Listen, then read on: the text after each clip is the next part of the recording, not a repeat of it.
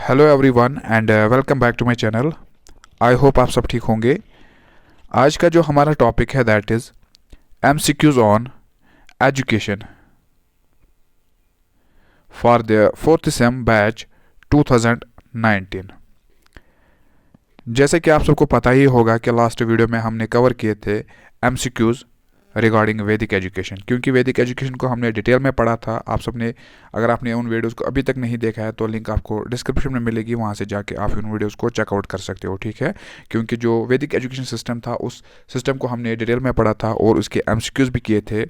तो इस वीडियो में आज हम जो रिमेनिंग टॉपिक है उसके, चाहे वो मिडवल एज हो, ठीक है, मिडवल एजुकेशन हो, मुस्लिम एजुकेशन हो या फिर बुद्धिस्ट एजुकेशन हो, ठीक है, तो इन कंसर्न टॉपिक्स के रिगार्डिंग आज हम बात करेंगे। और जो एमसीक्यूज बनते हैं इन टॉपिक्स के रिगार्डिंग, उन एमसीक्यूज को आज हम डिस्कस करेंगे इस वीडियो में। तो वीडियो को स्किप मत करना, एंड तक देखना। वीडियो को शुरू करने से पहले अगर आप हमारे चैनल पर नए हैं तो चैनल को सब्सक्राइब कीजिए और साथ में बेल आइकन भी दबा दीजिए, ताकि जब भी हम कोई नया वीडियो अपलोड करेंगे उसकी नोटिफिकेशन आपको ऑन टाइम मिलेगी। तो चलिए आज का वीडियो स्टार्ट करते हैं क्वेश्चन नंबर 1 से। सो question number 1 is in Buddhist education students was called, ठीक है। तो इस क्वेश्चन में हमने ये बताना है कि जो बुद्धिस्ट एजुकेशन सिस्टम था, ठीक है, यानी जो बुद्धिस्ट एजुकेशन सिस्टम था, इस एजुकेशन सिस्टम में जो स्टूडेंट्स होते थे उन्हें हम क्या कहते थे, ठीक है। हम नहीं बल्कि उस टाइम पीरियड पे उन्हें क्या कहा जाता था, ठीक है। और जो हमारे पास ऑप्शन है वो है ब्रह्मचारी, दूसरा है भिक्षुकस, तीसरा है शिष्य and last one is all of the above, okay. तो इस क्वेश्चन का जो करेक्ट आंसर है वो है option number B, that is भिक्षुकस, ठीक है।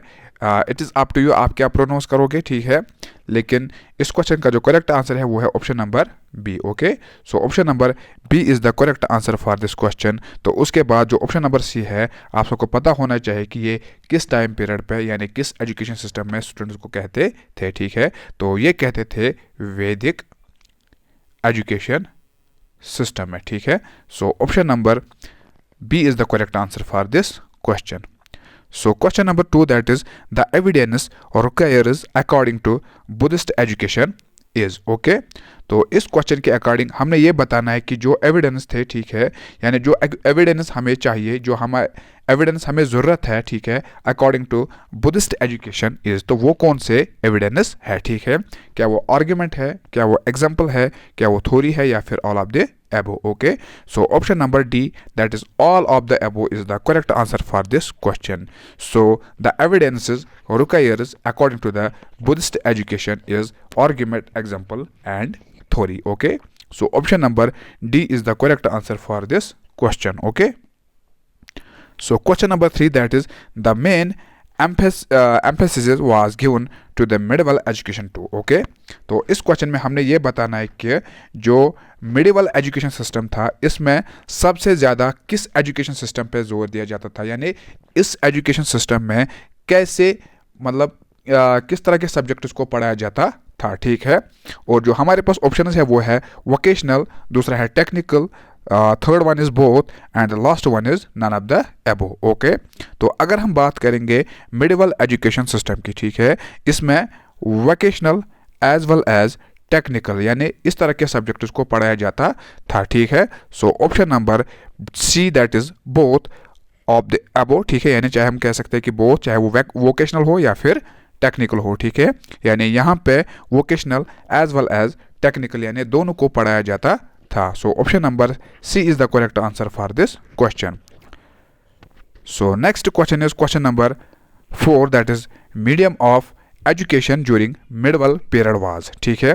तो इस क्वेश्चन के अकॉर्डिंग हमने ये बताना है कि जो मीडियम था एजुकेशन सिस्टम का, ठीक है, यानी जो मिडवल पीरियड था यानी मिडवल एजुकेशन सिस्टम जो था, इसमें जो मीडियम था एजुकेशन का, यानी किस लैंग्वेज, यानी यहाँ का, यानी इस एजुकेशन सिस्टम में किस लैंग्वेज के ज़रिए, यानी वो कौन सी लैंग्वेज थी जो कि एक मीडियम थी बिटवीन टीचर एंड स्टूडेंट, ठीक है, यानी टीचर और स्टूडेंट के दरमियान जो मीडियम था, यानी जो बात की जाती थी, यानी जो तालीम यानी जो एजुकेशन प्रोवाइड की जाती थी स्टूडेंट्स को, यानी यहाँ पे वो मीडियम कौन था, ठीक है, यानी किस लैंग्वेज को यहाँ पे मीडियम बनाया गया था, ओके।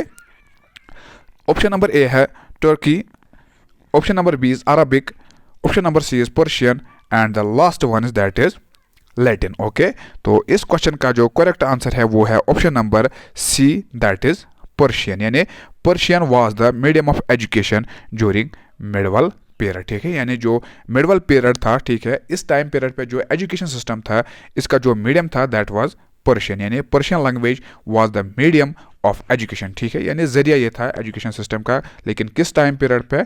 मिडवल पीरियड पे। Okay, so option number C is the correct answer for this question.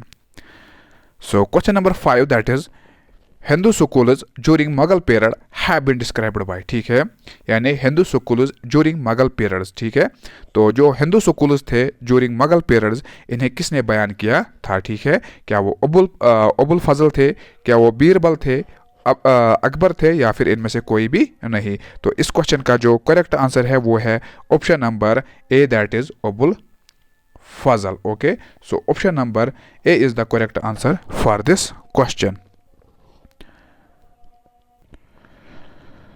So question number 6 is that is the caste system in India was emerged during the, यानी किस time period पे caste system को उभारा गया था? ठीक है, तो इस क्वेश्चन का जो करेक्ट आंसर है, सबसे पहले हम एक नज़र डालेंगे जो हमारे पास ऑप्शन है वो है वैदिक पीरियड, दूसरा है ब्राह्मणिक पीरियड, तीसरा है Mughal period and the last one is Gupta period. ठीक है, तो अगर हम बात करेंगे कास्ट सिस्टम की, ठीक है, यानी कास्ट सिस्टम को कब, यानी एक तरह से हम कह सकते हैं कि यानी कास्ट सिस्टम को कब इंट्रोड्यूस, किस पीरियड के दरमियान इसे इंट्रोड्यूस किया गया था? ठीक है, यानी किस टाइम पीरियड के दरमियान इसे उभारा गया था।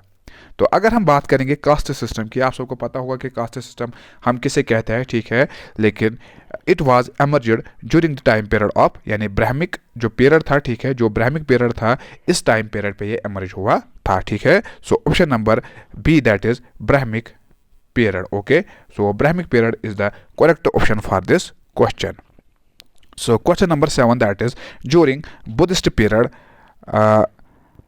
पबाजा ceremony was performed at the time of. ठीक है, यानी इस क्वेश्चन में हमने ये बताना है कि जो बुद्धिस्ट पीरियड था, ठीक है, यानी हम कह सकते हैं कि जो बुद्धिस्ट एजुकेशन सिस्टम था, जो बुद्धिस्ट एजुकेशन सिस्टम था इसमें एक सेरेमनी हुआ करती थी, इसमें एक रिवाज हुआ करता था जिसका नाम था पाबजा सेरेमनी। ठीक है, लेकिन इसे किस टाइम पीरियड पे, यानी किस मौके पे इसे परफॉर्म किया जाता था? क्या इसे एडमिशन के मौके पे परफॉर्म किया जाता था? क्या इसे बर्थ के टाइम पे परफॉर्म किया जाता था? क्या इसे डेथ के टाइम पे परफॉर्म किया जाता था, या इनमें से कोई भी नहीं? तो इस क्वेश्चन का जो करेक्ट आंसर है वो है option number A, that is admission. ठीक है, यानी at the time of admission the Pabbaja ceremony was perform. ठीक है, यानी जो पाबजा सेरेमनी थी इसे परफॉर्म किया जाता था किस टाइम पीरियड पे? किस टाइम पे वो थी? वो था एडमिशन, यानी एडमिशन के टाइम पीरियड पे इसे इस पाबजा सेरेमनी को परफॉर्म किया जाता था। So option number A is the correct answer for this question.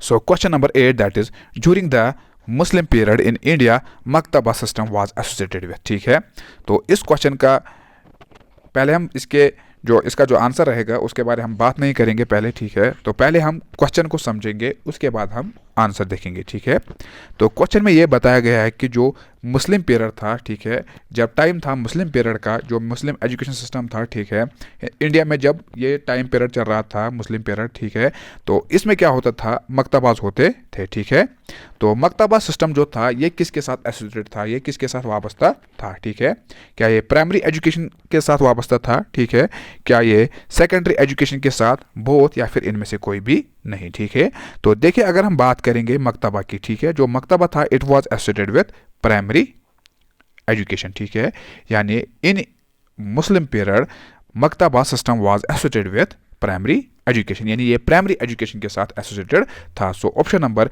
A is the correct answer for this question. So question number 9, that is in Muslim system higher education system was imparted through. ठीक है, सो इस question में ये बताया गया है कि जो मुस्लिम हायर एजुकेशन सिस्टम था, ठीक है, यानी इससे पहले हमने बात की थी प्राइमरी एजुकेशन की, ठीक है, जो कहाँ पे हासिल होती थी? कहाँ पे? मकतबाज में। कहाँ पे? मकतबाज में, ठीक है। लेकिन यहाँ पे बात की गई है हायर एजुकेशन की। तो हायर एजुकेशन जो हायर एजुकेशन सिस्टम था, ये मुस्लिम पीरियड पे कहाँ पे यानी मतलब दी जाती थी, कहाँ पे इम्पोर्टेड होती थी, ठीक है। तो ये इम्पोर्टेड होती थी कहाँ पे, मदरसाज में, ठीक है। जो मदरसा होते थे वहाँ पे हायर एजुकेशन सिस्टम को इम्पोर्ट किया जाता था, ठीक है। So option number B is the correct answer for this question. So question number 10 and the last question of this video, that is Gurukul system was an important feature of the following.